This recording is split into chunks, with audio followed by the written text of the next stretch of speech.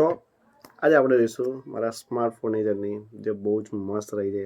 3G 4G 5Gથી લઈને હમણાં સુધી બહુ જ મસ્ત જર્ની રહી છે. અને આપણે જોઈશું મેં કયા કયા મોબાઈલ વાપર્યા. તો ચાલુ કરીએ. અડધા એવા મોબાઈલ હોય કે આપણે ખાલી એક નોર્મલ રીતે વાપરતા હોય, કે ખાલી બેઝિસ માટે જ લેતા હોય, કે ના યાર ખાલી ટાઈમપાસ માટે લેવો છે, સમજ્યા. અને અડધા એવા મોબાઈલ હોય કે જેની આપણે ખરેખર એમ ડિમાન્ડ કરીએ કે ના યાર ખરેખર મને આ મોબાઈલ જોવે છે. આ છે માઇક્રોમેક્સ, જે નાનો આમથો અમથો ડબ્બો આવતો હતો. આઈ થિંક હોય તો જોઈએ. યસ છે. તો આ માઇક્રોમેક્સનો છે. આની અંદર કશું નહીં. અંદર એક કેમેરો હતો, ફ્રન્ટ નેક્સ્ટ બેક કેમેરો હતો. ગંદો છે તો ડેમેજ છે. ઓલ બધા અડધા તૂટી ગયેલા છે. એમાં નોર્મલી છે, બધું તૂટી જ જાય ટાઈમ સાથે, એટલે તો બીજા લીધા. તો માઇક્રોમેક્સ હતો, જે મારા પપ્પાએ લીધો હતો. આઈ થિંક સેકન્ડ છે ટેકનો તરફથી કેમોની તો મને આઈ થિંક યાદ બી નહીં. પણ આની અંદર એક ખાસ વસ્તુ હતી. આની અંદર આઈ થિંક મોબાઈલ નથી, પણ તો બી આની અંદર એક વસ્તુ હતી ખાસ કરીને. આની અંદર ફેસ લાઇટ હતી આગળની બાજુ, અને એ ટાઈમ પર બહુ નવાઈ લાગતી હતી કે એમ કે બેક કેમેરાની અંદર લાઇટ જોઈ છે એની અંદર. પછી અંદર સ્માર્ટ હતી અને 360 લાઇટ હતી આગળ ને પાછળ બે એક સાથે જડે. ત્રણ તો જે આમ બહુ લાગે નવો મસ્ત હતો ને, કે મજા આવતી હતી. આ અંદર 3GB રેમ અને 32GB સ્ટોરેજ હતી તે ટાઈમે. એટલા બધા સ્ટોરેજ આપણે જોતા હતા. અને તારા SD કાર્ડ બી હતા, પણ 4G હતો. બીજો આપણો 4G મોબાઈલ હતો ઓપ્પો. આ મોબાઈલ એ 4Gના જમાનાની અંદર બહુ સાથ આપે છે ખરેખર. એક વસ્તુ આવ્યો, આ પહેલો મારો એવો મોબાઈલ છે જે બહુ ઇનોવેશનની અંદર બહુ એમ મદદ કરી છે મને. ખાસ કરીને મને મોબાઈલ વિશે બધું બહુ શીખવાડ્યું છે. બહુ મસ્ત છે. અંદર બી સેમ છે, ફ્રન્ટ ને બેક કેમેરો. આ મોબાઈલ મેં બહુ વાપર્યો, બહુ મસ્ત વાપર્યો. રિયલમી તરફથી આવતા મારા C65 રિયલમી તરફથી આવતો. ને આ 5G મોબાઈલ છે. આનાથી પહેલાં બી એક મોબાઈલ આવ્યો હતો, એ C55 હતો, જે આ પપ્પા માટે જ હતો આઈ થિંક. પણ એની અંદર 4G હતો અને 5500 mAhની બેટરી હતી, 64 MP કેમેરો, 32 વોટનું ચાર્જિંગ અને ફાસ્ટ ચાર્જિંગ. ખબર નહીં શું હોય પણ હોય છે. અને મીડિયાટેક G88 પ્રોસેસર હતું. ને આ ટાઈમની અંદર આપણને કશું ખબર નથી પડતી કે પ્રોસેસર શું આવે, રોમ શું આવે, રેમ શું આવે, બધું કશું નહીં. બ્લૂટૂથનો જમાનો હતો ભાઈ. એની પછી આવ્યો આ C65. ને આ જે પેલા મોડલનું ઉપરનું વર્ઝન છે. અને રિયલમીની મારી જે બી કંપનીઓ છે એ બહુ મસ્ત મોબાઈલો મને એ કર્યા છે.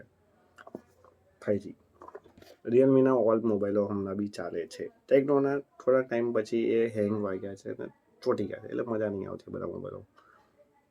હમણાં કંપની મસ્ત છે. બીજું ટેકનો તરફથી આવે છે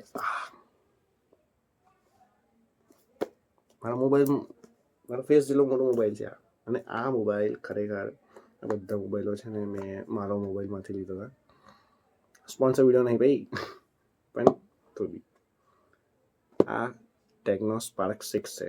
અને આ સૌથી મોટો મોબાઈલ છે, બિગ ડિસ્પ્લે, સમજ્યા. અંદર કંઈ હતું એટલું બધું કંઈ હતું નહીં, પણ આવડો મોટો મોબાઈલ લઈને ફરે, બહુ મોટી વાત છે. આઈફોન બી નાનો મોટો મોબાઈલ ભાઈ, સેમસંગ વાળા જેવો. રિયલમી X2, જે મારી ગેમિંગ લાઈફની અંદર, પરફોર્મન્સની અંદર આમ ચાંદ લગાવી દીધા ભાઈ. યમરાજનું નામ તમે સાંભળ્યું હશે તો યસ, ડેફિનેટલી શ્યોર તમે મને ઓળખતા જ હશો. અને આ મોબાઈલના લીધે મેં મારું નામ કર્યું હતું, મને યાદ છે. આ જે મોબાઈલ જે મારા લાઈફની અંદર આવ્યો હતો ને, મેં શું જીદ કરી હતી આ મોબાઈલ માટે. આ મોબાઈલને રિયલમી મારા દિલમાં વસેલો મોબાઈલ છે ભાઈ. અને આ જ સેમ અપડેટની અંદર મેં લેવા ગયો હતો બીજો, પણ વિવોની અંદર દિલાયો, કેમ કે મેં ગેમિંગથી કંટાળ્યો હતો. પછી આ વિવોની અંદર દિલાયો. પણ પહેલાં આપણે રિયલમીની વિશે વાત કરીશું. આ રિયલમીનો મોબાઈલ મને ગેમિંગ લાઈફની અંદર એટલો ઇમ્પોર્ટન્ટ રોલ હતો ને કે મને એમ હજુ પણ મેં મિસ કરું છું. અને હજુ પણ ચાલે છે બેસ્ટ, કશું પણ જાતનો ઇસ્યુ નહીં. મોસ્ટ પરફોર્મન્સ લેવલ બહુ મસ્ત સફર હતો આની સાથે. તો ગેમિંગ કરે પતી ગયું. પછી મેં આવ્યો કેમેરા ફિલ્ડની અંદર. અને કેમેરાની અંદર મને જોઈતું હતું કે ખાસ કરીને મેં બ્લોગિંગ ચાલુ કરું, એટલે મેં મોબાઈલ નવો લીધો હતો વિવો તરફથી, વિવો V13 Pro. 5000 રૂપિયા એક્સ્ટ્રા આપ્યા છે ભાઈ, ખાલી એક કેમેરા માટે, ખાલી એક આ નાના અમથા લોકો માટે. ઝેનિસ, જે બી રેકોર્ડિંગ થાય છે એ મોબાઈલમાં જ થાય છે. તો રિયલમીનો મોબાઈલ વાપર્યા પછી મને આઈ થિંક એટલો તો આઈડિયા હતો પ્રોસેસરને કેમેરા બાબતે કે યસ ડેફિનેટલી કે આ બધું હોવું જોઈએ એક મોબાઈલની અંદર.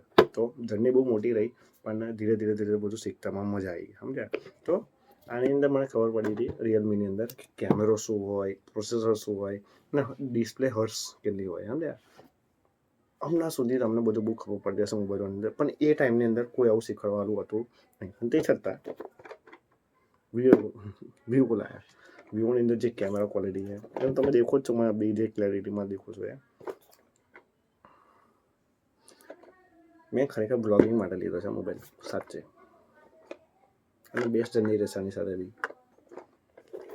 નેક્સ્ટ શું આવશે એ નહીં નક્કી, બટ પ્રેઝન્ટ ટાઈમની અંદર આ જ હતો. અને ખાસ કરીને એક્સ્ટ્રા બોનસ ટીપની અંદર મેં મારું નાનપણ જે મેં જોયું છે ખાસ કરીને એ છે આ પીએસપી છે, જે બહુ તમે લોકો ભૂલી બી ગયા હશો, પણ જ્યારે ગેમિંગ કરિયર બહુ આગળ પીક લેવલ પર હતું, જે હમણાં PS5 PS હોય છે જે 50-50ના હશે, ત્યારે એના માટે એ જમાનાની અંદર આવ્યું હતું પીએસપી. બહુ મસ્ત હતું કે આ ગેમિંગ સિસ્ટમ છે અંદર બધું જ આવે. આ હજુ બી ચાલુ છે.